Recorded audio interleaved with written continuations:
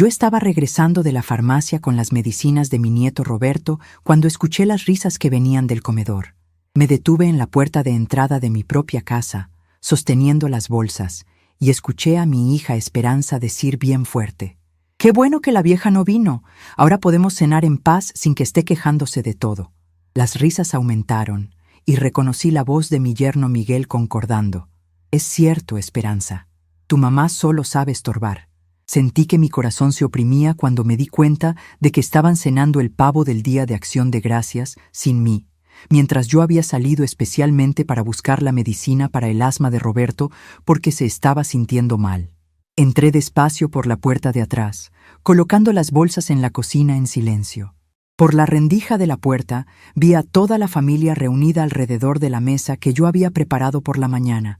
Esperanza cortando el pavo, Miguel sirviendo vino y hasta mis dos nietos, Roberto de 15 años y Carmen de 12, participando en la conversación como si fuera normal que yo no estuviera ahí. Carmen hasta comentó: «La abuela siempre se tarda mucho, ¿verdad, mamá? Mejor empezamos sin ella». Lo que más me destrozó fue ver el lugar vacío en la mesa. Mi lugar, como si yo fuera solo un fantasma en mi propia casa. Ni siquiera notaron que había regresado. Siguieron comiendo y riendo, mientras yo me quedaba ahí en la cocina, invisible. Subí a mi cuarto sin hacer ruido, sintiendo un peso en el pecho que nunca había sentido antes. A los 72 años, después de criar a mi hija sola cuando mi esposo Francisco nos dejó temprano, después de trabajar 40 años como maestra para darle una buena vida, después de cuidar a los nietos cuando nacieron y ayudar en todo lo que necesitaban, me había convertido en un estorbo en mi propia familia. Me senté en la cama y miré por la ventana, viendo a las otras familias vecinas reunidas celebrando, mientras yo estaba sola en el piso de arriba. Esperanza me había pedido que saliera porque necesitaba espacio para recibir a los invitados. Pero yo vivía ahí desde hacía 50 años. Pero lo que ellos no sabían era que todo estaba a punto de cambiar. La casa donde había vivido por tanto tiempo ya no se sentía como mía. Cada rincón guardaba recuerdos de cuando Francisco y yo éramos jóvenes, cuando compramos esta propiedad con nuestros ahorros de maestros en una colonia tranquila de Guadalajara. Francisco trabajaba en la escuela primaria Benito Juárez y yo daba clases en la secundaria José María Morelos. Éramos una pareja de educadores que soñaba con criar a nuestros hijos en una casa llena de libros y amor. Pero la vida tenía otros planes para nosotros. Cuando Esperanza tenía apenas 12 años, Francisco sufrió un infarto mientras daba clases.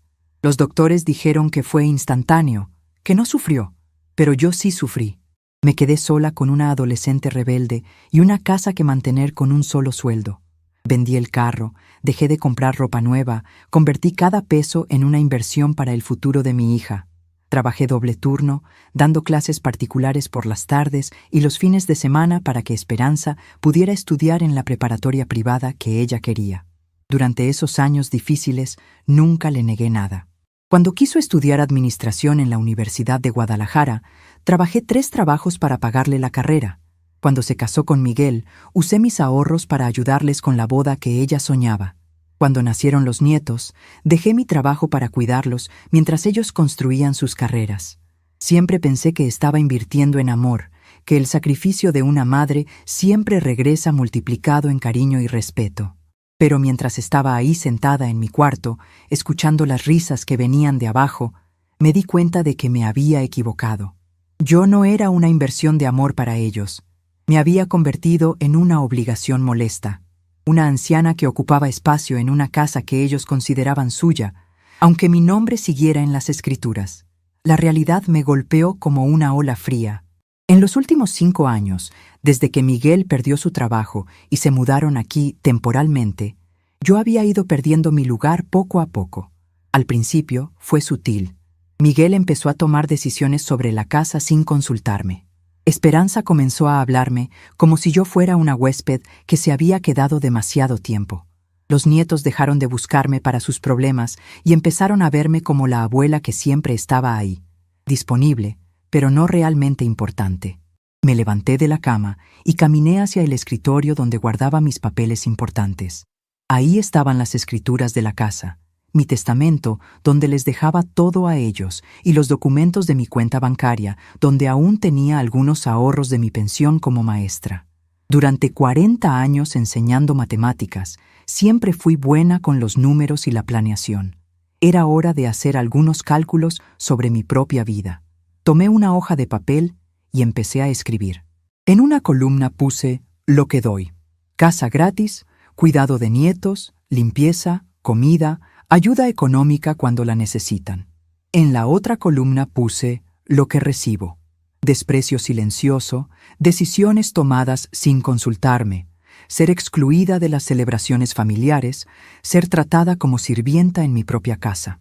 Los números no cuadraban, nunca habían cuadrado, pero lo que más me dolía no era la ingratitud material, era la frialdad emocional.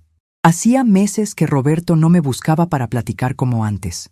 Carmen ya no me mostraba sus dibujos ni me pedía que le contara cuentos.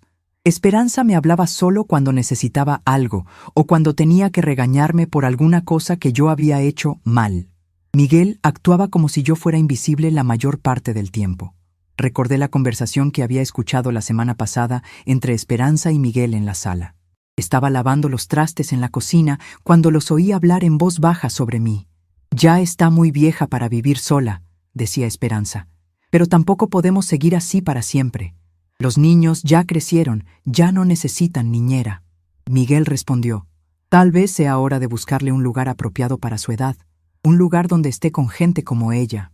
Yo sabía exactamente a qué se referían con gente como ella. Ancianos que habían sido depositados ahí por familias que ya no los querían en casa. Esa noche, después de que todos se fueron a dormir, bajé a la cocina para lavarme los trastes que habían dejado de su cena sin mí. La mesa todavía tenía restos del pavo que yo había preparado con tanto cariño, pensando que sería una celebración familiar. Mientras lavaba cada plato, cada copa, cada cubierto que ellos habían usado sin esperarme, sentí que algo dentro de mí se rompía definitivamente. No era solo la humillación de haber sido excluida, era la realización de que esto no había sido un accidente o una decisión del momento. Ellos habían planeado celebrar sin mí. Habían decidido conscientemente que su día de acción de gracias sería mejor sin la presencia de la persona que había hecho posible que tuvieran una casa donde celebrar. Mientras secaba los platos que ellos habían ensuciado, recordé todas las veces en los últimos meses que me habían hecho sentir como una intrusa. Cuando Miguel cambió la cerradura sin darme copia de la llave nueva. Cuando Esperanza rearregló toda la sala sin preguntarme qué me parecía. Cuando decidieron renovar la cocina y escogieron todo sin considerar mis gustos, a pesar de que yo era quien más tiempo pasaba ahí cocinando para todos. Subí a mi cuarto con las manos todavía húmedas de lavar los trastes ajenos en mi propia casa. Me senté en el borde de la cama y miré las fotos en mi mesa de noche. Francisco sonriendo en nuestra boda. Esperanza de niña, abrazándome después de su graduación de primaria. Roberto y Carmen de bebés, durmiendo en mis brazos. Todas esas imágenes de amor parecían mentiras ahora. ¿En qué momento había perdido mi lugar en esta familia? ¿En qué momento me había convertido de matriarca respetada en carga molesta? La respuesta llegó clara como una revelación. Nunca había perdido mi lugar. Ellos simplemente habían decidido que ya no merecía tenerlo. Esa madrugada, mientras la casa dormía, tomé una decisión que cambiaría todo. Si ellos querían vivir sin mí, les daría exactamente lo que deseaban, pero lo harían según mis términos, no los suyos. Por primera vez en años, yo tomaría el control de mi propia vida. Me levanté, prendí la lámpara de mi escritorio y empecé a revisar todos mis documentos con una claridad mental que no sentía desde hacía mucho tiempo. Tenía 72 años, estaba sana, tenía mi pensión asegurada y algunos ahorros. Más importante aún, tenía una casa que valía mucho dinero en un mercado inmobiliario que había crecido considerablemente en los últimos años. Mientras organizaba mis papeles, pensé en mi hermana Guadalupe, que vivía en Puerto Vallarta. Siempre me había invitado a visitarla, a quedarme el tiempo que quisiera en su casa frente al mar. «Hermana», me decía en nuestras llamadas telefónicas, «aquí podrías vivir tranquila, sin presiones, disfrutando tus años dorados como te mereces». Nunca la había tomado en serio, porque pensaba que mi lugar estaba con mi familia en Guadalajara. Pero esa noche, Por primera vez, su invitación sonaba como una promesa de libertad. También pensé en mi amiga Dolores, quien después de enviudar había vendido todo y se había mudado a Mérida, donde había comprado una casita pequeña cerca del centro histórico. Las últimas veces que hablamos, me contaba lo feliz que era viviendo sola, sin tener que dar explicaciones a nadie, sin tener que adaptarse a los horarios y exigencias de otros. Rosa, me había dicho en nuestra última conversación, la libertad de hacer lo que quieres, cuando quieres, no tiene precio. Por primera vez en años, empecé a imaginar una vida diferente. Una vida donde yo fuera la protagonista de mis propias decisiones, donde no tuviera que pedir permiso para cambiar la decoración de mi propia casa, donde no tuviera que soportar comentarios despectivos sobre mi edad o mis gustos. Una vida donde el respeto no fuera algo que tuviera que mendigar, sino algo que me dieran naturalmente.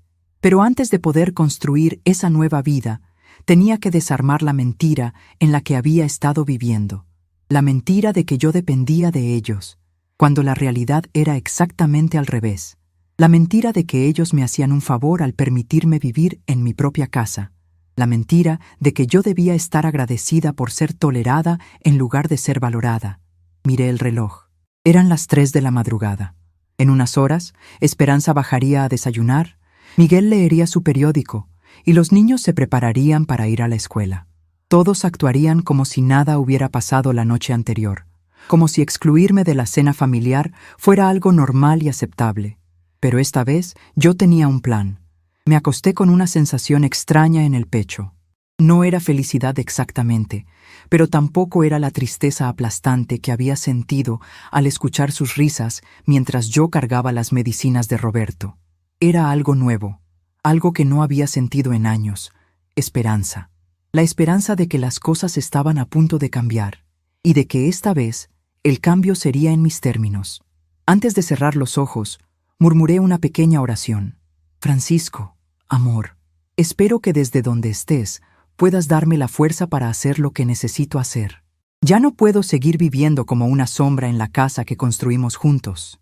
Y por primera vez en mucho tiempo, sentí que Francisco me respondía con una brisa suave que movió las cortinas de mi ventana, como diciéndome que era hora de recuperar mi dignidad. Al día siguiente empezaría a ejecutar mi plan.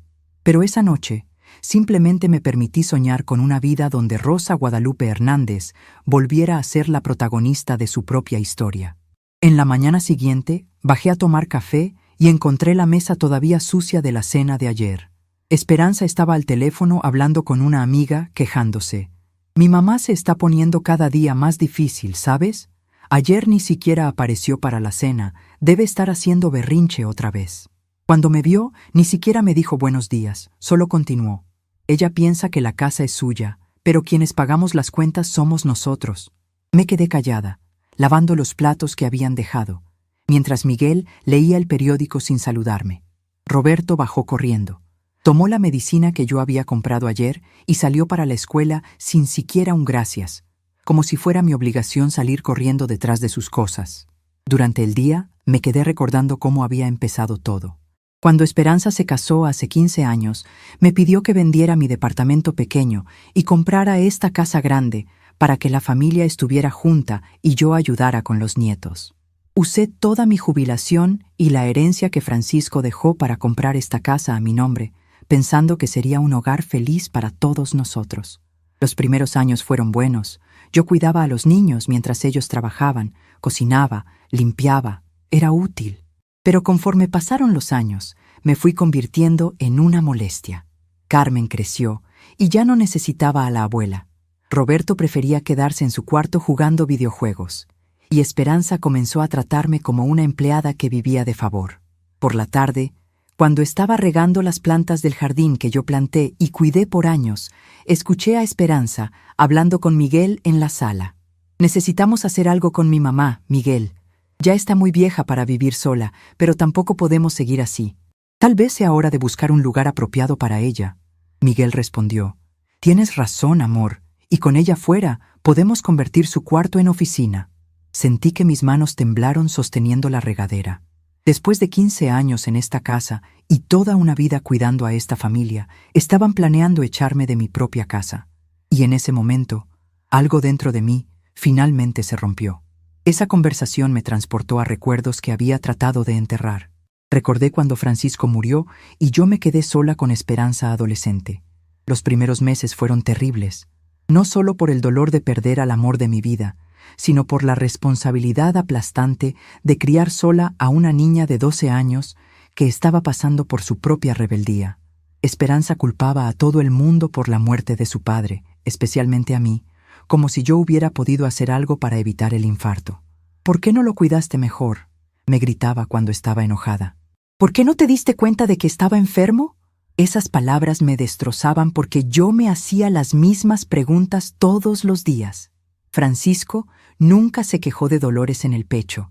Siempre fue un hombre fuerte, que cargaba los escritorios de la escuela sin ayuda, que jugaba fútbol los domingos con sus amigos maestros. La noche antes de morir, habíamos cenado juntos, habíamos visto una película en la televisión, habíamos hecho planes para las vacaciones de verano. No había señales de que al día siguiente mi mundo se desmoronaría. Los años que siguieron fueron de supervivencia pura. Trabajaba doble turno para mantener el mismo nivel de vida que teníamos cuando Francisco vivía. Durante el día daba clases en la secundaria José María Morelos, y por las tardes y fines de semana daba clases particulares a niños de familias acomodadas en la colonia americana.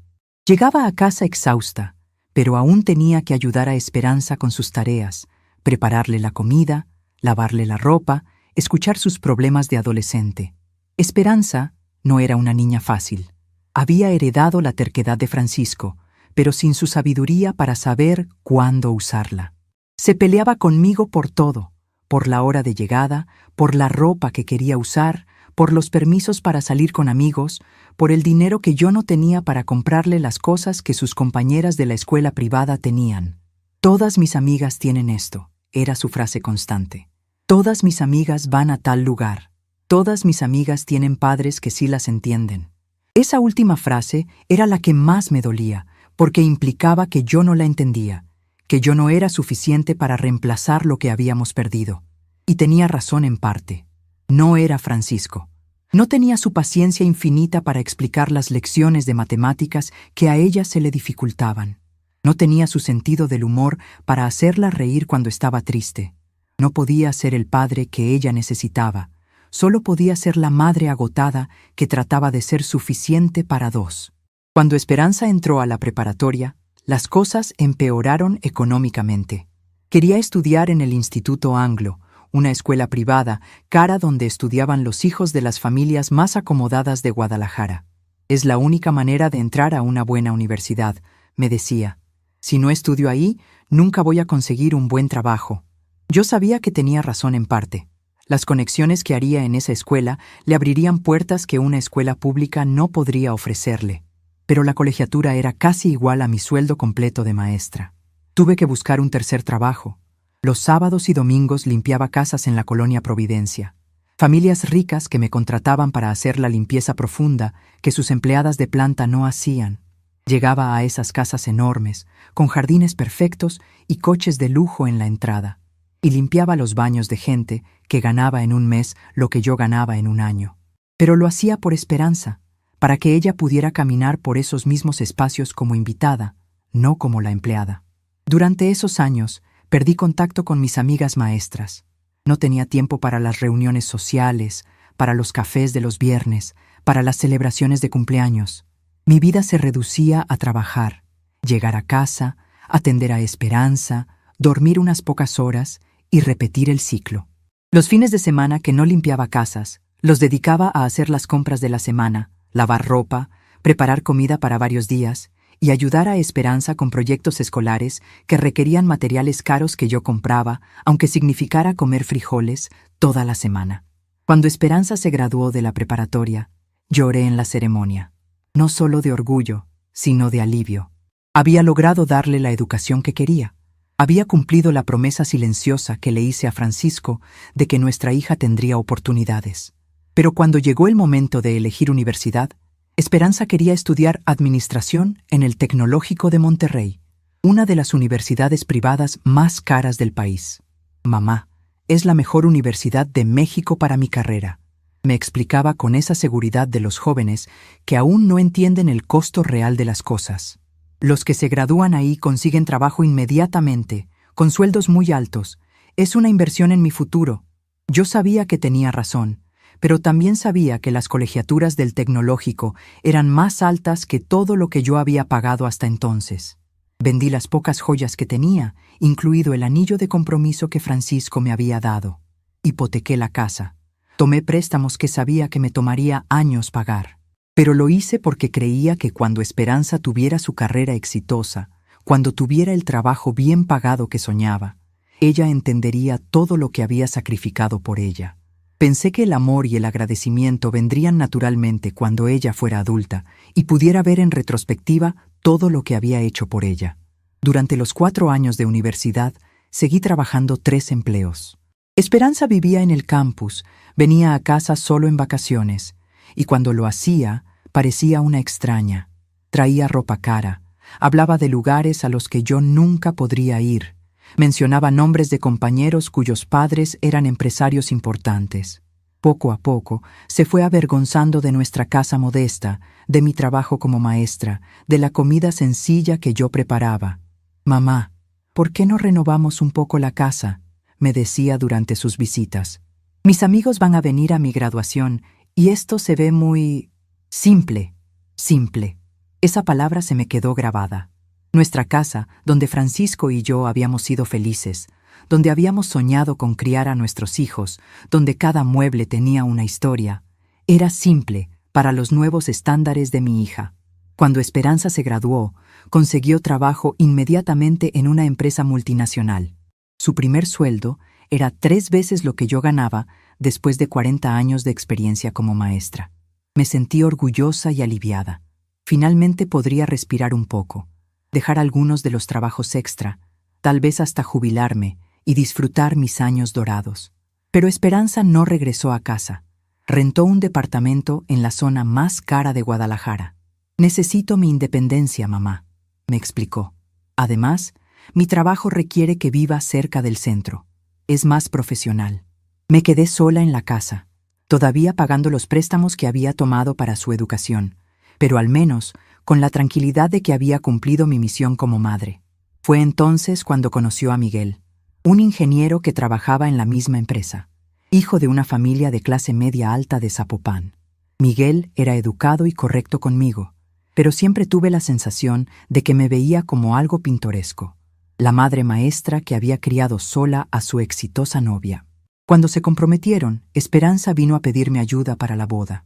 «Mamá, los padres de Miguel van a pagar la mayor parte, pero necesito que contribuyas con algo. Es importante que se vea que mi familia también puede aportar». Usé los últimos ahorros que tenía para ayudar con la boda.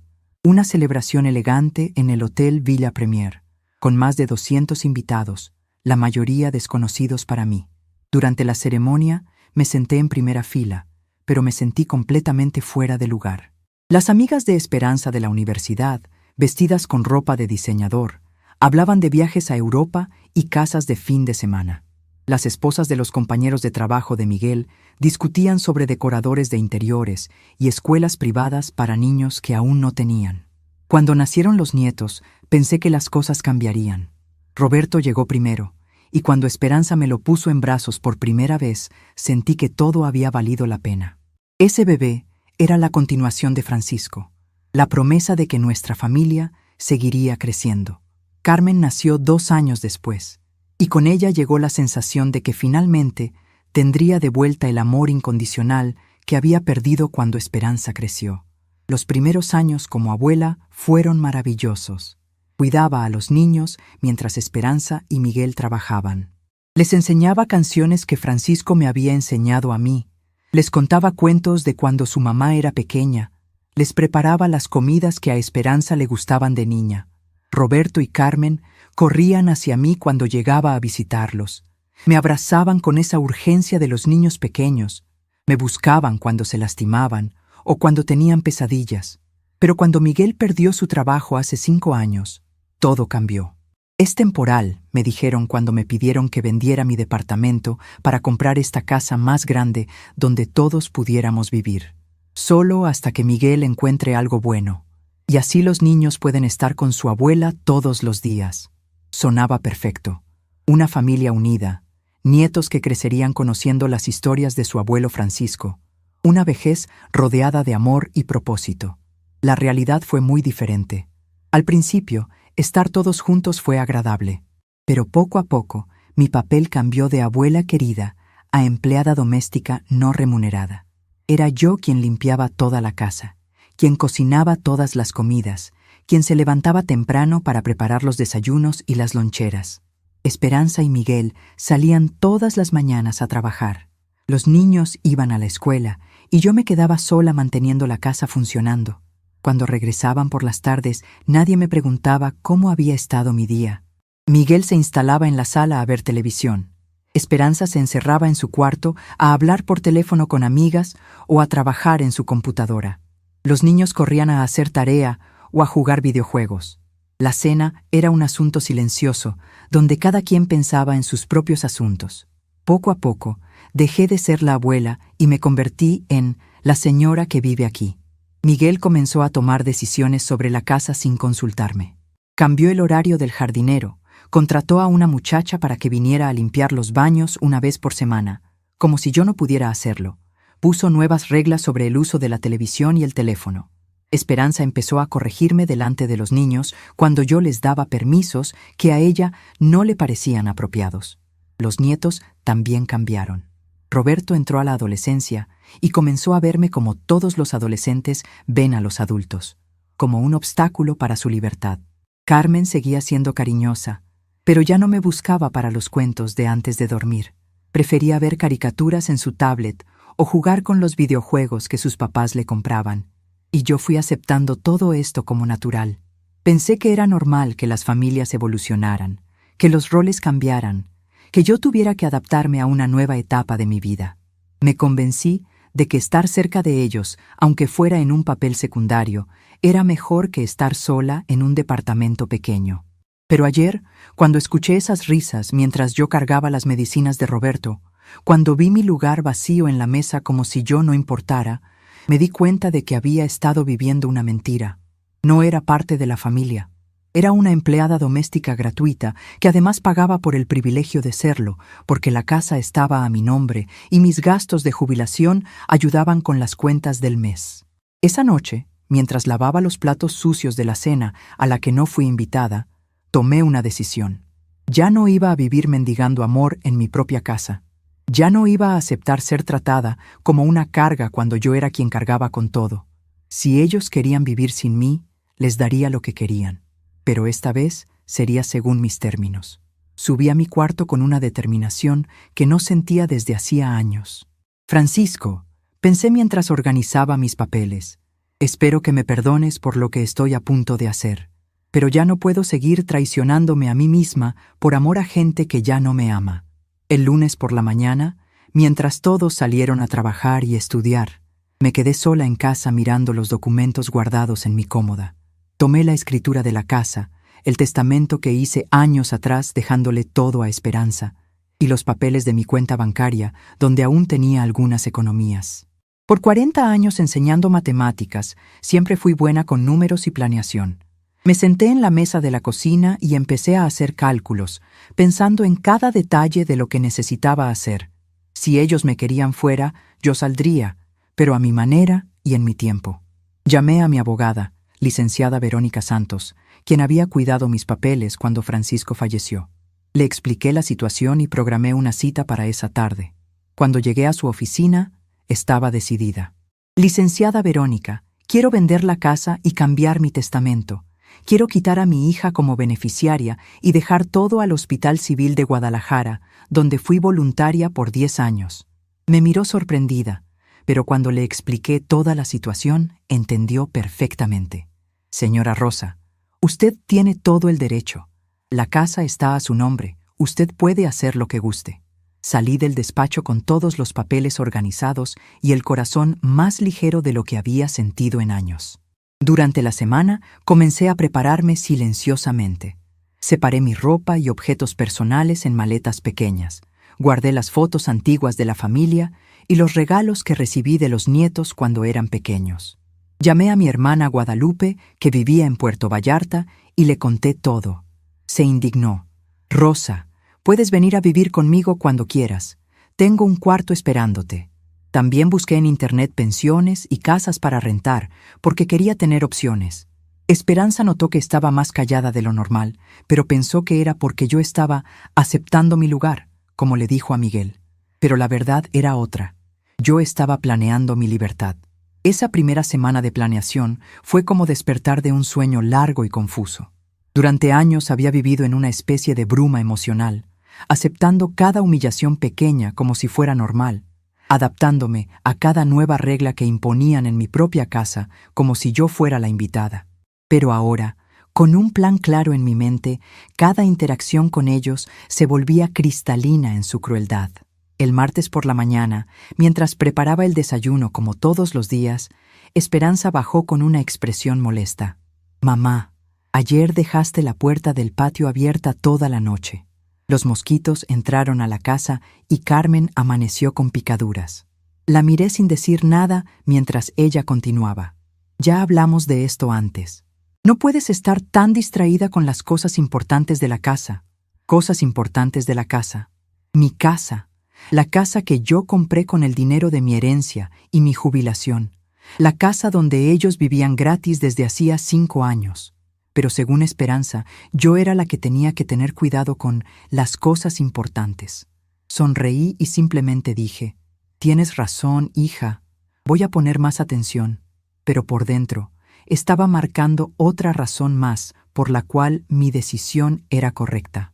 El miércoles, Miguel llegó temprano del trabajo y me encontró viendo televisión en la sala. «Rosa», me dijo con ese tono que había desarrollado para dirigirse a mí, como si le hablara a una empleada problemática, «necesitamos hablar sobre el gasto de luz. Este mes subió mucho y creemos que es porque usted se queda viendo televisión toda la tarde». Sacó un papel de su bolsillo. Hicimos una tabla de horarios para el uso de electrodomésticos. Así todos contribuimos a ahorrar energía. Me mostró una hoja donde habían dividido el día en franjas horarias. Yo tenía asignadas 2 horas por la tarde para ver televisión, entre las 3 y las 5, cuando los programas son más apropiados para su edad. El resto del día, la televisión estaba reservada para los niños después de la escuela y para ellos por las noches. En mi propia sala, con la televisión que Francisco y yo habíamos comprado para nuestro aniversario número 20, yo tenía que seguir un horario impuesto por gente que no pagaba renta. «Perfecto, Miguel», le respondí con una sonrisa que él interpretó como sumisión, pero que en realidad era la sonrisa de alguien que sabe que pronto no tendrá que seguir reglas absurdas. «Todo lo que ustedes decidan está bien para mí». Esa tarde, mientras ellos no estaban, llamé a 3 agencias inmobiliarias diferentes. Quería saber el valor real de la casa en el mercado actual. Las respuestas me sorprendieron gratamente. El barrio se había revalorizado mucho en los últimos años. La casa valía casi el triple de lo que yo había pagado hace 15 años. Con esa cantidad podía comprarme una casa pequeña y bonita en Puerto Vallarta y aún me quedaría dinero suficiente para vivir cómodamente el resto de mis días. El jueves tuve una revelación que me hizo entender que no solo estaba tomando la decisión correcta, sino que debería haberla tomado años atrás. Mientras limpiaba el cuarto de Roberto, encontré una conversación en su celular que había dejado abierto sobre la cama. Era un chat de WhatsApp con sus amigos donde hablaban sobre sus familias. «Mi abuela es súper intensa», había escrito Roberto. «Siempre está preguntando cosas y queriendo platicar. Es como tener una empleada que se mete en todo». Uno de sus amigos le respondió, «Al menos no tienes que pagarle, jaja». Y Roberto contestó, «Cierto, pero igual es súper incómodo. Mis papás dicen que pronto se va a ir a un lugar para viejos porque ya no puede cuidarse sola». Me senté en su cama sosteniendo el teléfono con manos temblorosas. Roberto, el nieto que yo había cargado en brazos cuando era bebé, que había cuidado cuando tenía fiebre, al que le había enseñado a andar en bicicleta y a hacer la tarea de matemáticas, me veía como una empleada molesta. Y peor aún, sus padres ya habían decidido mi futuro sin consultarme, y él lo sabía. Dejé el teléfono exactamente donde lo había encontrado y terminé de limpiar su cuarto como siempre hacía. Pero algo fundamental había cambiado dentro de mí. Ya no era solo que me sintiera no valorada o no respetada, era que había descubierto que para ellos yo era literalmente un problema que resolver, no una persona que amar. Esa noche, durante la cena, los observé como si los viera por primera vez. Miguel masticando con la atención puesta en su teléfono, revisando correos del trabajo. Esperanza sirviéndose más pollo sin ofrecerme, a pesar de que ella se había servido ya 2 veces y yo aún tenía mi primer pedazo intacto. Roberto comiendo en silencio, probablemente pensando en los videojuegos que jugaría después. Carmen la única que ocasionalmente me dirigía la palabra, pero solo para pedirme que le pasara la sal o le sirviera más agua. «¿Cómo estuvo tu día, mamá?», preguntó Esperanza de repente. Y por un momento pensé que tal vez había sido injusta en mi evaluación de la situación. Tal vez sí les importaba. Tal vez solo habían perdido la costumbre de demostrarme afecto. «Bien, hija», respondí. «Estuve organizando algunas cosas en mi cuarto. Hablé con tu tía Guadalupe por teléfono y...» Pero antes de que pudiera terminar, Miguel la interrumpió para contarle sobre un problema que había tenido en el trabajo, y Esperanza inmediatamente cambió su atención hacia él. Mi día, mis actividades, mis sentimientos, simplemente dejaron de existir en el momento en que alguien más abrió la boca. Terminé mi cena en silencio, mientras ellos discutían los problemas laborales de Miguel, como si fuera el asunto más importante del mundo. Cuando me levanté para llevar mi plato a la cocina, nadie notó que me había ido. Seguían hablando animadamente sobre estrategias de ventas y presupuestos trimestrales. Lavé mi plato, limpié la cocina y me fui a mi cuarto. 1 hora después, cuando bajé por un vaso de agua, encontré todos los platos sucios en el fregadero esperándome. El viernes, licenciada Verónica me llamó con buenas noticias. «Señora Rosa, encontré un comprador para la casa. Es una familia joven que quiere pagar de contado. ¿Confirma la venta?». Respiré profundo y respondí: «Confirmo, licenciada». «¿Cuánto tiempo para finalizar todo?». Me dijo que en 15 días estaría todo listo. Esa noche, durante la cena, Esperanza anunció: «Mamá, el próximo fin de semana vamos a visitar algunos lugares para usted. Lugares apropiados para su edad, donde tendrá compañía y actividades». Habló como si fuera un favor, pero yo sabía que era una orden disfrazada. La miré a Miguel, a mis nietos que ni levantaron los ojos del celular, y dije simplemente: «Qué bueno, hija. Va a ser interesante conocer lugares nuevos». Esa noche, mientras ellos veían televisión en la sala, en mi horario prohibido, por supuesto, subí a mi cuarto y saqué todas las fotografías que tenía guardadas en cajas. Fotos de Francisco y mío cuando éramos jóvenes maestros. Fotos de Esperanza de niña, sonriente y cariñosa, abrazándome después de sus festivales escolares. Fotos de Roberto y Carmen de bebés, durmiendo en mis brazos como si fuera el lugar más seguro del mundo. Mientras las miraba, me di cuenta de que estaba llorando, pero no de tristeza. Era una mezcla extraña de dolor y alivio. Dolor por todo el amor que había dado y que se había perdido en algún lugar del camino. Alivio por finalmente entender que no era mi culpa que ese amor no fuera correspondido. Algunas personas simplemente toman y toman hasta que no queda nada que dar, y luego culpan al dador por estar vacío. Guardé las fotos más importantes en una caja pequeña que cabía en mi maleta. Las demás las dejé en el escritorio. Si querían recuerdos de mí después de que me fuera, tendrían que decidir ellos mismos cuáles valía la pena conservar. El sábado siguiente, mientras ellos salieron para resolver unas cosas, terminé de arreglar mis maletas. Dejé en la mesa de la sala una carta que escribí con mucho cuidado. «Querida familia, después de mucho pensar, decidí que ustedes tienen razón. Yo necesito salir de esta casa. Por eso, la vendí a una familia joven que la va a cuidar bien. Con el dinero me voy a vivir a una ciudad más pequeña, cerca de mi hermana Guadalupe. No se preocupen por mí, estoy bien y feliz con mi decisión. Los nuevos dueños llegan el lunes para firmar los papeles finales. Besos, Rosa». Pero antes de irme, decidí hacer algo que había estado posponiendo durante semanas. Fui al cuarto de cada uno y dejé una carta personal. Para Esperanza, escribí sobre todos los sacrificios que había hecho por ella, no para hacerla sentir culpable, sino para que entendiera el valor real de lo que había recibido gratis durante toda su vida. Para Miguel, una nota explicándole que la casa nunca fue suya para decidir reglas, y que espero que aprendiera a valorar lo que otros le daban. Para Roberto y Carmen, cartas más suaves, explicándoles que las abuelas no son empleadas, sino personas que merecen respeto y amor. Llamé un taxi, tomé mis maletas y di una última mirada a la casa donde había vivido 15 años. No sentí nostalgia. La nostalgia es por los lugares donde fuiste feliz, y yo no había sido realmente feliz ahí desde hacía mucho tiempo. Lo que sentí fue anticipación. Por primera vez en décadas, no sabía exactamente qué vendría después, y esa incertidumbre me emocionaba en lugar de asustarme. Cuando el taxi dobló la esquina, saqué mi teléfono y marqué el número de Guadalupe. «Hermana», le dije cuando contestó, «ya voy en camino. Espero que tengas preparado ese cuarto que me prometiste, porque tu hermana menor acaba de recuperar su libertad».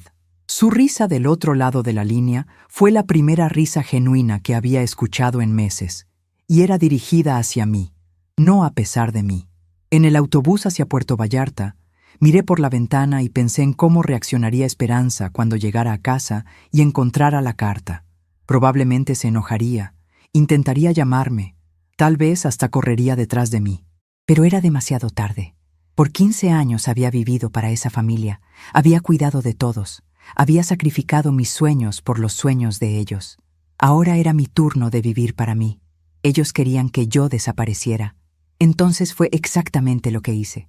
Cuando el autobús se detuvo en una gasolinera a mitad del camino, me compré un café y me senté en una banca afuera a tomármelo. Una señora mayor, como de mi edad, se sentó a mi lado. «¿De viaje?», me preguntó con esa curiosidad amable de la gente de nuestra generación. «Sí», le respondí, «voy a empezar una nueva vida». Ella sonrió. «A nuestra edad, eso es muy valiente». «¿A nuestra edad?», le dije. «Es lo único sensato que se puede hacer cuando la vida que tienes ya no te sirve». Subí de nuevo al autobús con una sensación que no había experimentado en años. Esperanza verdadera. No la esperanza resignada de que las cosas mejoraran por sí solas, sino la esperanza activa de alguien que había tomado control de su destino. «Francisco», pensé mientras veía el paisaje pasar por la ventana, «espero que desde donde estés puedas estar orgulloso de mí. Finalmente, aprendí a valorarme tanto como tú me valorabas». El viernes por la tarde, licenciada Verónica me llamó. «Señora Rosa, encontré un comprador para la casa. Es una pareja joven que quiere pagar de contado. ¿Confirma la venta?». Respiré profundo y respondí, «Confirmo, licenciada». «¿Cuánto tiempo para finalizar todo?». Me dijo que en 15 días estaría todo listo. Esa noche, durante la cena, Esperanza anunció, «Mamá, el próximo fin de semana vamos a visitar algunos lugares para usted. Lugares apropiados para su edad, donde tendrá compañía y actividades». Habló como si fuera un favor, pero yo sabía que era una orden disfrazada. La miré, a Miguel, a mis nietos que ni levantaron los ojos del celular, y dije simplemente, «Qué bueno, hija. Va a ser interesante conocer lugares nuevos». 3 días después de llegar a Puerto Vallarta, mi teléfono no paraba de sonar. Esperanza me había llamado 14 veces desde que encontró la carta. Al principio no contesté ninguna llamada. Necesitaba tiempo para establecerme en mi nueva vida antes de enfrentar su furia. Pero cuando finalmente decidí responder, su voz era una mezcla de shock, rabia y algo que parecía pánico. «Mamá, ¿qué hiciste? ¿Cómo pudiste vender la casa sin decirnos nada?». Su voz temblaba de una manera que no había escuchado desde que era niña y se lastimaba jugando. «Los nuevos dueños llegaron esta mañana con la escritura firmada. Nos dijeron que tenemos 30 días para desocupar». «¿Cómo pudiste hacernos esto?». Me quedé en silencio un momento, escuchando el sonido de las olas del mar desde la terraza de la casa de Guadalupe. Era un sonido que había olvidado lo reconfortante que podía ser, muy diferente al ruido constante de tráfico y vecinos de Guadalajara. «Esperanza», le dije finalmente con una calma que me sorprendió a mí misma. «Hice exactamente lo que ustedes querían. Me fui de la casa». «Pero no tenías derecho. Vivíamos ahí. Los niños van a la escuela cerca de ahí. Miguel tiene su trabajo». La lista de protestas continuó por varios minutos, todas centradas en cómo mi decisión los afectaba a ellos, ninguna reconociendo cómo sus decisiones me habían afectado a mí durante años. «Esperanza», la interrumpí suavemente. La casa estaba a mi nombre. Tenía todo el derecho legal y moral de venderla. En cuanto a ustedes viviendo ahí, nunca pagaron renta, nunca contribuyeron a la hipoteca, nunca me pidieron permiso para tomar decisiones sobre mi propiedad. Vivían ahí por mi generosidad, no por su derecho. El silencio del otro lado de la línea fue largo y pesado. Podía imaginarla procesando esta información, tal vez por primera vez entendiendo que la casa nunca había sido suya para tomar. Pero mamá, su voz ahora era más pequeña, menos beligerante. ¿Dónde vamos a vivir? ¿Cómo vamos a encontrar un lugar en tan poco tiempo? De la misma manera que millones de familias encuentran dónde vivir, respondí, buscando departamentos que puedan pagar con sus ingresos, negociando con propietarios, haciendo presupuestos familiares, como adultos responsables. Era la primera vez en años que le hablaba a mi hija como a una adulta que necesitaba resolver sus propios problemas, en lugar de como a una niña a la que yo debía rescatar de toda dificultad. Pero mamá, nosotros te cuidábamos, te dábamos un hogar. Sin nosotros estarías sola. Sus palabras revelaron lo profundamente que había malentendido nuestra relación. En su mente, ellos me hacían un favor al permitirme vivir en mi propia casa, al aceptar mi cuidado gratuito, al tolerarme en mi propio espacio. Esperanza, le dije, y mi voz se endureció un poco. Yo no necesitaba que me cuidaran, necesitaba que me respetaran. Yo no necesitaba un hogar, ya tenía uno. Necesitaba que valoraran lo que yo les daba. Durante 5 años, ustedes vivieron gratis en mi casa, comieron mi comida, usaron mis servicios como empleada doméstica no remunerada y tomaron decisiones sobre mi vida sin consultarme. Eso no es cuidar, eso es aprovecharse.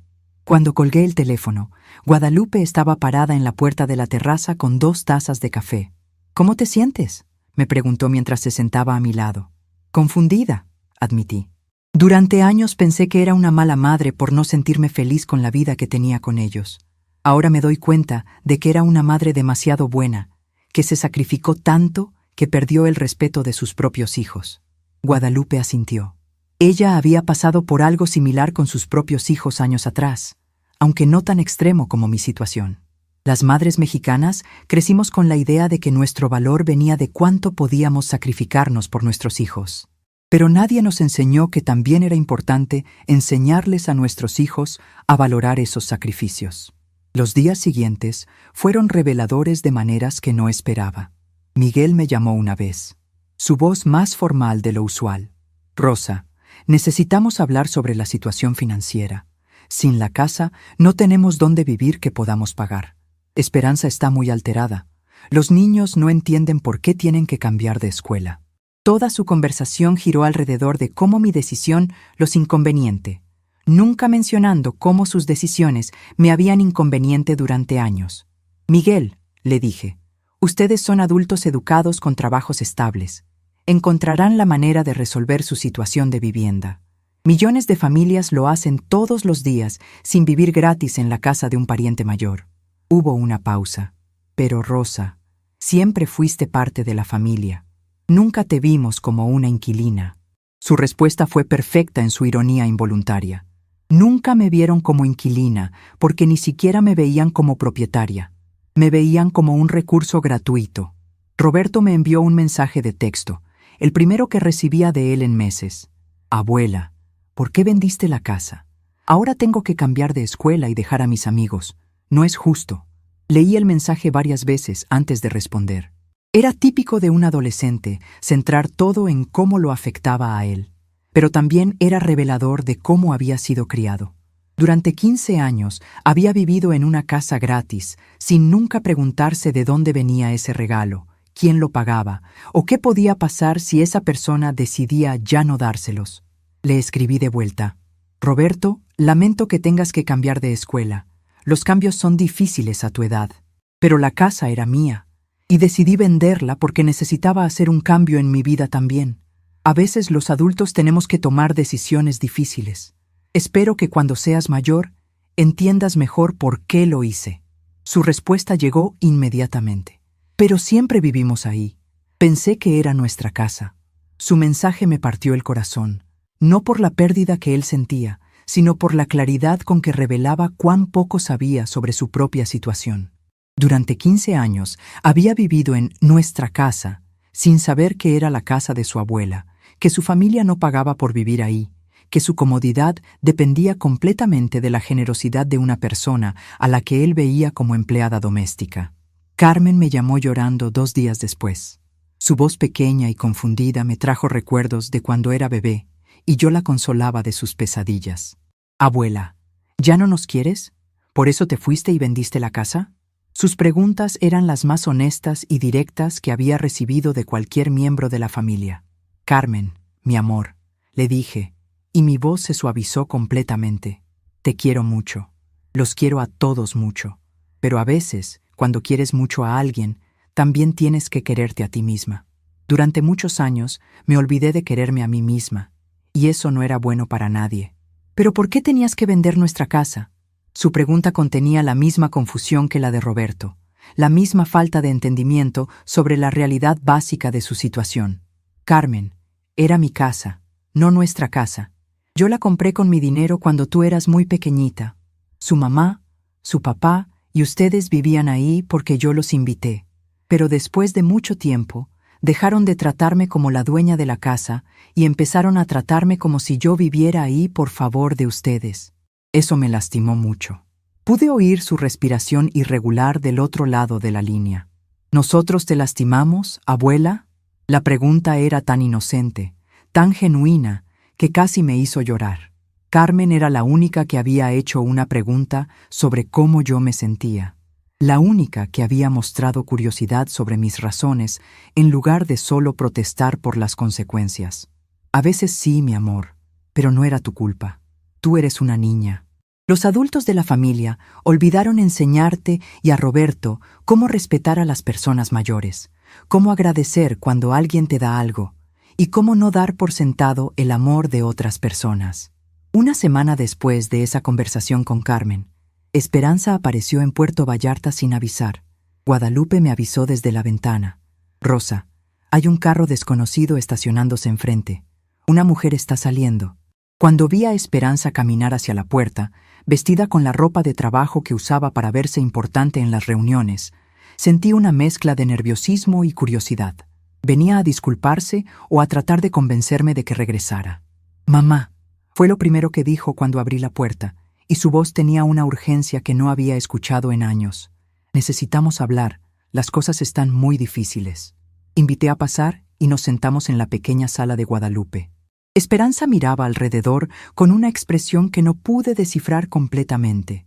¿Era desdén por la casa más modesta? ¿Sorpresa de verme en un ambiente diferente? «Mamá, encontramos un departamento, pero es muy caro.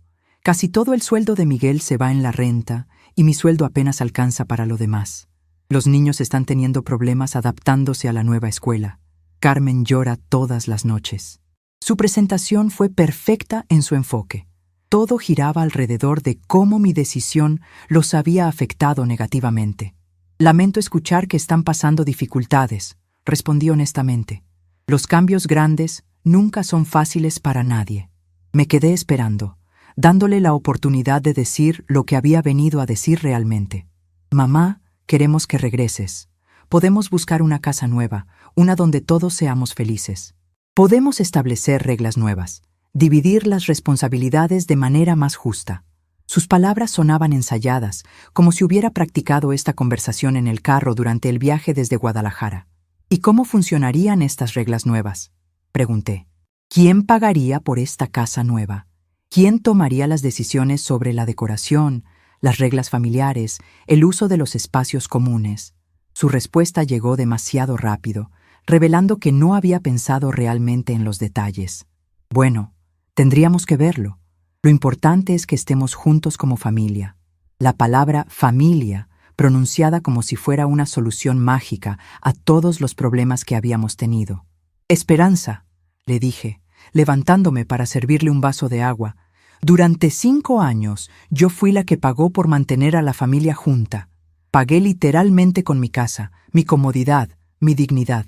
Y durante esos 5 años, ustedes nunca se sentaron a preguntarme si yo era feliz con los arreglos familiares, si me sentía respetada, si necesitaba algo diferente. Pero mamá, pensábamos que eras feliz, nunca dijiste que no lo eras». Su defensa reveló lo poco que me habían observado durante todos esos años. lo invisibles que habían sido mis sentimientos para ellos. Esperanza, en los últimos 2 años, ¿cuántas veces me preguntaste cómo me sentía? ¿Cuántas veces notaste que me excluían de conversaciones familiares? ¿Cuántas veces viste que Miguel tomaba decisiones sobre mi casa sin consultarme? ¿Cuántas veces observaste que yo hacía todo el trabajo doméstico mientras ustedes se relajaban? Mis preguntas llegaron una tras otra, no con rabia, sino con la paciencia de un maestro tratando de que un estudiante entienda una lección importante. Su silencio fue la respuesta más honesta que podía darme. No había notado nada porque no había querido notar. Era más cómodo asumir que yo estaba feliz sirviendo que preguntar si necesitaba algo diferente. Mamá, finalmente dijo, su voz más pequeña que cuando llegó. No sabíamos que te sentías así. Si regresas, podemos cambiar las cosas. Pero sus palabras tenían el tono de alguien haciendo una concesión, no de alguien que genuinamente entendía lo que había estado mal. Esperanza, yo ya cambié las cosas. Me cambié a mí misma, cambié mi vida, cambié mi situación. Ya no necesito que ustedes cambien para mí. Me senté frente a ella, tratando de que entendiera que esta no era una negociación. Durante 70 años viví para otros. Los últimos 5 años viví específicamente para ustedes. Ahora quiero vivir para mí. Cuando se fue esa tarde, sin conseguir lo que había venido a buscar, me senté en la terraza viendo el atardecer sobre el mar. Guadalupe se unió a mí con una cerveza fría para cada una. ¿Cómo te sientes?, me preguntó. Libre, respondí sin hesitación. Por primera vez en décadas, completamente libre. Esa noche recibí un mensaje de texto de un número que no reconocía. Era Miguel. Rosa. Esperanza llegó muy triste. Creo que todos necesitamos tiempo para entender lo que pasó. Tal vez en el futuro podamos encontrar una manera de arreglar las cosas. Su mensaje fue cortés, pero revelador. Incluso ahora, hablaba de arreglar las cosas como si el problema fuera un malentendido técnico, no años de falta de respeto sistemática. Le respondí, Miguel, respeto que necesiten tiempo. Yo también lo necesito, pero quiero que entiendas que no hay nada que arreglar. Yo tomé una decisión que era necesaria para mi bienestar. Espero que ustedes aprendan de esta experiencia y traten mejor a las personas que los aman en el futuro. 2 semanas después, Carmen me llamó desde el teléfono de una amiga. Abuela, ¿puedo venir a visitarte en las vacaciones de Semana Santa? Echo de menos platicar contigo. Su petición me llenó de alegría genuina. Por supuesto, mi amor, pero tendrás que pedirle permiso a tu mamá y tu papá. Ya les pregunté. Dijeron que sí, pero que tengo que pagar mi propio boleto de autobús con mis ahorros. Esa condición me sorprendió y me molestó un poco. Hacer que una niña de 12 años pagara su propio transporte para visitar a su abuela parecía mezquino, pero también era revelador de qué tan resentidos seguían estando. Carmen, no te preocupes por el boleto. La abuela te va a mandar el dinero. Después de colgar, me di cuenta de que esa pequeña interacción había sido perfecta. Carmen había sido la única en buscar una relación conmigo sin condiciones, sin agenda, simplemente porque me extrañaba. Y sus padres, incluso en su permiso, habían encontrado una manera de hacer difícil esa conexión. Pero Carmen vendría a visitarme, y eso era lo que importaba. Tal vez no podría tener la familia que había soñado, pero podría tener la relación que merecía con al menos una persona que realmente me amaba. Y tal vez, con tiempo y espacio, los otros también aprenderían a valorar lo que habían tenido y perdido. Por primera vez en años, sentía que mi historia no había terminado en una tragedia, sino en un nuevo comienzo. Francisco, pensé esa noche mientras escuchaba las olas, finalmente aprendí a valorarme tanto como tú me valorabas. Y aunque duele haber tenido que alejarme de la familia para hacerlo, sé que tú entenderías. Siempre me dijiste que merecía ser amada, no solo útil. Ahora, finalmente te creo. 3 meses después de mudarme a la casa de Guadalupe, establecí una rutina simple que me traía una paz que no sentía en años. Todas las mañanas, despierto temprano y camino hasta la plaza central del pueblo, donde saludo a los comerciantes que ya aprendieron mi nombre. Compro pan fresco en la panadería de don Antonio, tomo café en el bar de doña Carmen y regreso a casa escuchando el canto de los pájaros. Por las tardes, cuido el pequeño jardín que planté en el patio de Guadalupe, leyendo libros que siempre quise leer pero nunca tuve tiempo. La vida aquí es simple, pero es mía. La casa de Guadalupe en Puerto Vallarta es completamente diferente a la casa de Guadalajara donde viví los últimos 15 años. Es más pequeña, pero cada espacio se siente acogedor en lugar de impuesto. La sala tiene muebles antiguos pero cómodos, donde puedo sentarme a leer sin preocuparme por horarios de televisión o reglas sobre quién puede usar qué espacio cuándo. La cocina es diminuta comparada con la que dejé atrás, pero cuando cocino aquí, lo hago por placer, no por obligación. Cuando preparo mis comidas favoritas, no tengo que considerar los gustos caprichosos de otros o quejas sobre especias demasiado fuertes o platillos demasiado raros. Guadalupe y yo desarrollamos una dinámica hermosa que me recordó cómo se supone que deben funcionar las relaciones familiares. Compartimos las tareas domésticas sin resentimiento, porque ambas las hacemos voluntariamente. Cuando una de nosotras no tiene ganas de cocinar, la otra toma la iniciativa sin dramatismo. Cuando una quiere ver una película y la otra prefiere leer, respetamos las preferencias de cada una sin negociaciones complicadas. Es la simplicidad del respeto mutuo que había olvidado que existía. Por las mañanas, mientras camino por las calles empedradas del centro histórico de Puerto Vallarta, reflexiono sobre los cambios que he experimentado desde que tomé la decisión de vender la casa. No es solo que mi entorno físico sea diferente, mi estado mental se ha transformado de maneras que no esperaba. Ya no me despierto cada día preguntándome qué humor tendrán los otros miembros de la casa, si algo que haga o diga será motivo de crítica, si mis necesidades serán consideradas en las decisiones que afectan mi día. Esperanza intentó llamarme varias veces las primeras semanas después de su visita fallida. Al principio, sus llamadas tenían el tono urgente de alguien que esperaba que yo reconsiderara mi posición si ella insistía lo suficiente. Después, cuando se hizo claro que mi decisión era firme, sus mensajes se volvieron más espaciados y menos demandantes. La última vez que hablamos, hace ya un mes, su voz tenía una resignación que nunca había escuchado antes. «Mamá», me había dicho, «encontramos un departamento más barato en una zona menos céntrica. Los niños se están adaptando lentamente a la nueva escuela. Miguel consiguió un segundo trabajo los fines de semana para ayudar con los gastos». Su actualización sobre su situación sonaba como el reporte de alguien que finalmente estaba enfrentando la realidad de vivir dentro de sus propios medios, algo que no habían tenido que hacer en 5 años. «Me da gusto saber que están resolviendo su situación», le respondí honestamente. No sentía satisfacción maliciosa por sus dificultades, pero tampoco sentía la urgencia maternal de rescatarlos que había sentido automáticamente durante décadas. Los cambios grandes siempre requieren tiempo de adaptación. «Sí», había respondido, y en esa simple palabra escuché algo que podría haber sido el comienzo de entendimiento. Nunca nos habíamos dado cuenta de cuántas cosas dábamos por sentado. Esa admisión, pequeña como fue, me dio más esperanza para el futuro de nuestra relación que todas las disculpas elaboradas o promesas de cambio que habría podido ofrecerme.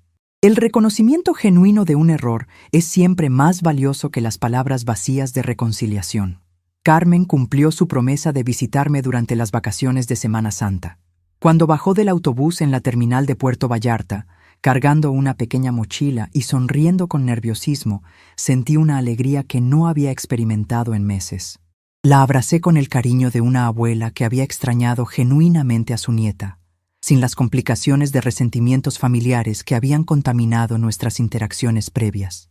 Durante su visita de una semana, Carmen y yo desarrollamos una relación nueva, más honesta que la que habíamos tenido cuando vivíamos en la misma casa.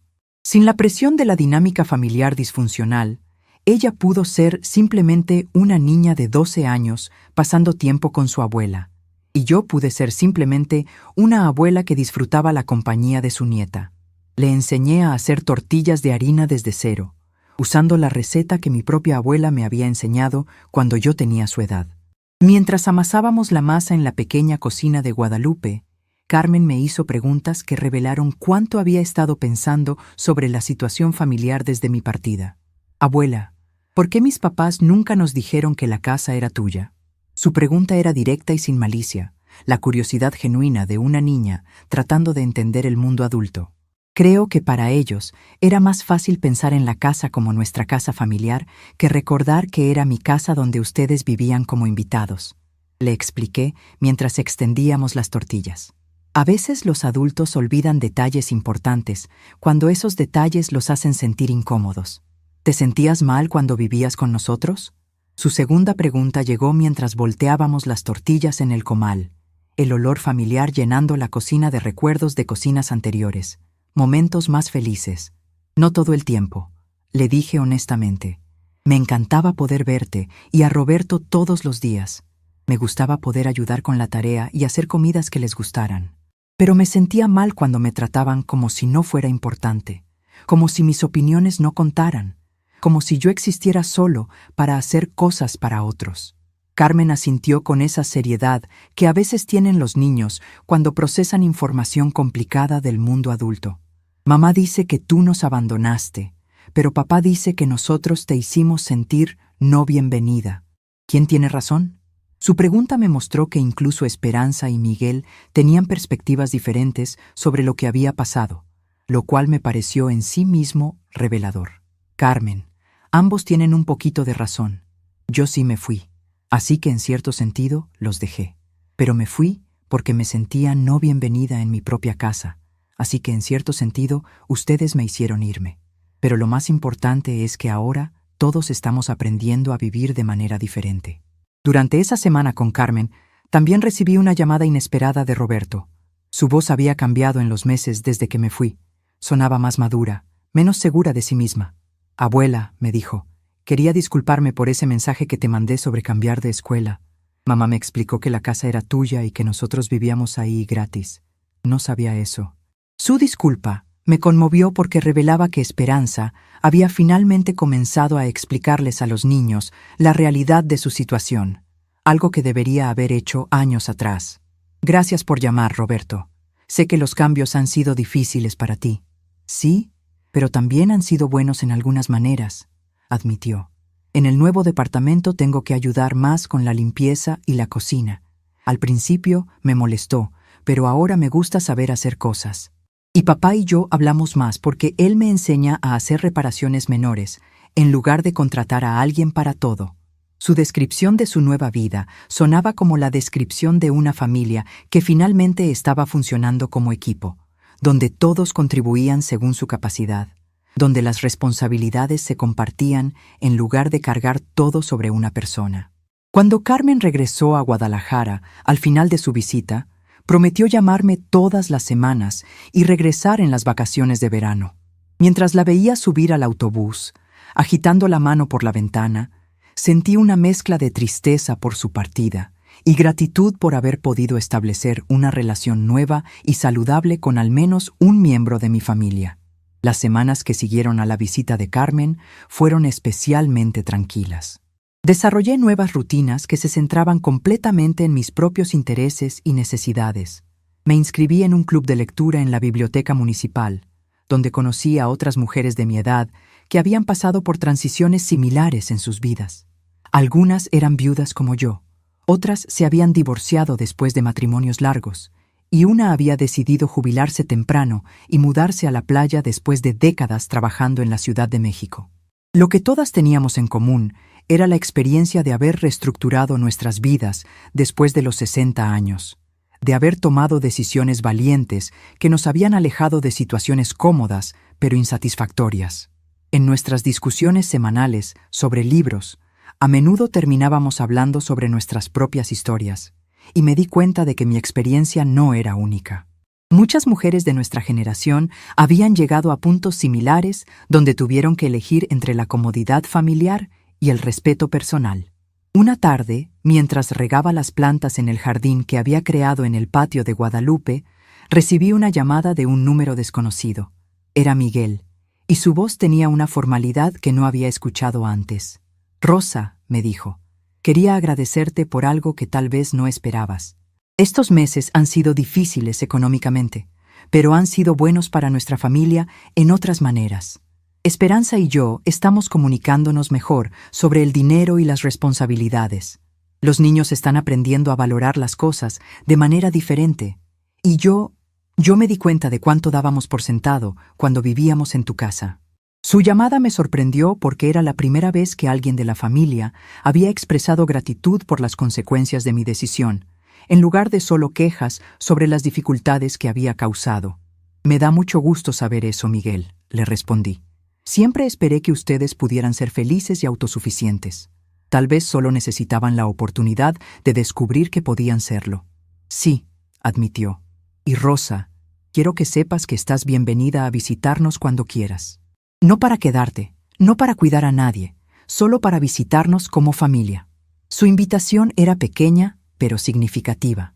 Por primera vez, alguien me estaba invitando a visitarlos en términos de igualdad, no como empleada doméstica o cuidadora gratuita, sino como miembro respetado de la familia. Gracias, Miguel. Eso significa mucho para mí.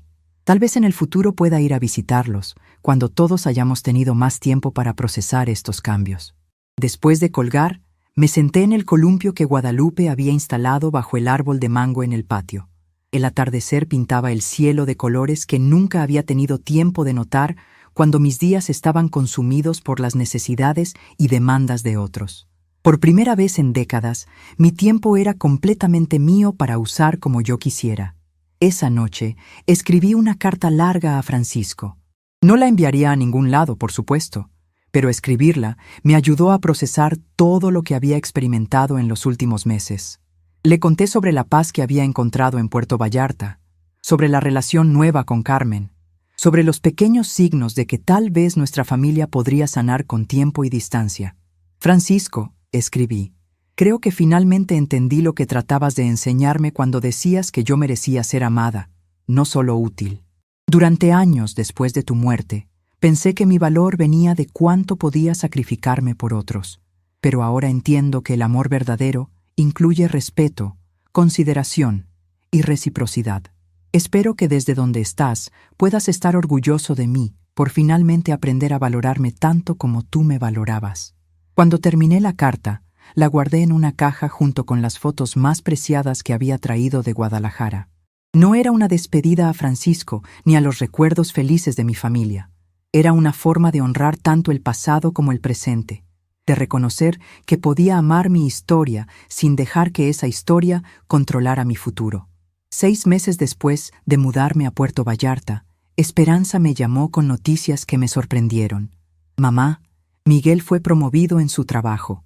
Con el aumento de sueldo, vamos a poder mudarnos a una casa más grande el mes que viene.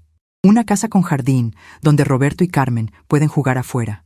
¡Qué maravilloso!, le respondí, y mi alegría por sus buenas noticias era genuina.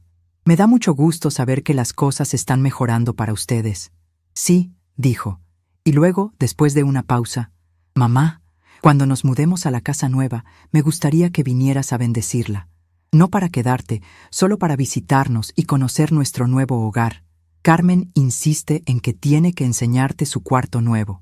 Su invitación era simple pero profunda.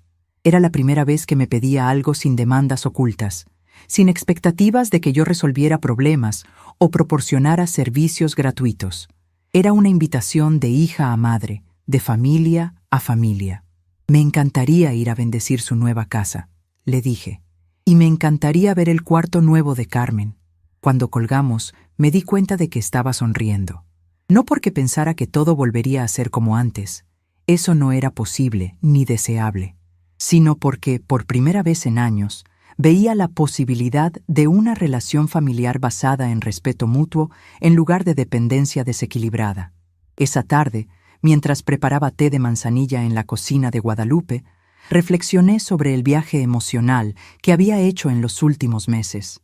Había comenzado sintiendo que mi vida estaba terminando, que había perdido mi lugar en el mundo cuando perdí mi lugar en mi familia.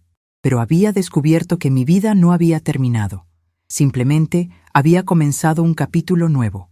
A los 73 años, había aprendido que nunca es demasiado tarde para exigir el respeto que mereces, para cambiar situaciones que no te sirven, para elegir la dignidad sobre la comodidad.